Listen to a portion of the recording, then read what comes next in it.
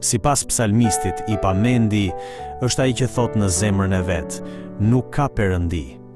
Prandaj ai jeton sikur Perëndia të mos ekzistonte dhe beson se mendimet dhe veprat e tij janë të drejta. Për këtë arsye, psalmisti e përshkruan gjendjen e zemrës dhe jetën e tyre si të prishur dhe të neveritshme. Ata jetojnë duke bërë atë që Perëndia e urren dhe e konsideron të neveritshme. Në fund, bindjet dhe besimet e gabuara e çojnë njeriu në një rrugë të gabuar. Përballë kësaj, psalmisti shpall se Perëndia po shikon gjithë njerëzimin nga qielli. Kjo është një kundërshtim i qartë ndaj pretendimit të marrë se nuk ka Perëndi.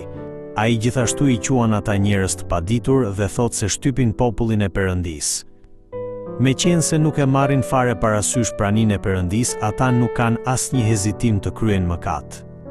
Nga ana tjetër, njeriu i urtë, sipas psalmistit, nuk mjaftohet vetëm ta pranojë Perëndin, por e kërkon atë dhe jeton sipas fjalës së tij. Prandaj, besimtarët janë thirrur të dëshmojnë me jetën e tyre se Perëndia është i gjallë, mes atyre që thonë nuk ka Perëndi. Psalmisti thot se zemrat e të ligjve do të mbushen me frikë të madhe. Edhe pse ata jetojnë sipas dëshirave të tyre dhe me zë të lartë mohojnë ekzistencën e Perëndisë, në fund do të pushtohen nga frika. Arsyeja është se Perëndia nuk është me të ligjt, por është me të drejtët që ata i shtypin. Kur të ligjt të shohin se Perëndia është me të drejtët dhe u sjell atyre shpëtim, do të mbushen me tmerr. Perëndia është streh dhe mbrojtës për të drejtët, por gjykatësi i drejtë për të ligjt. Prandaj, besimtari duhet të qëndrojë i patundur në këtë besim dhe të mos ndjek rrugën e të pamendve.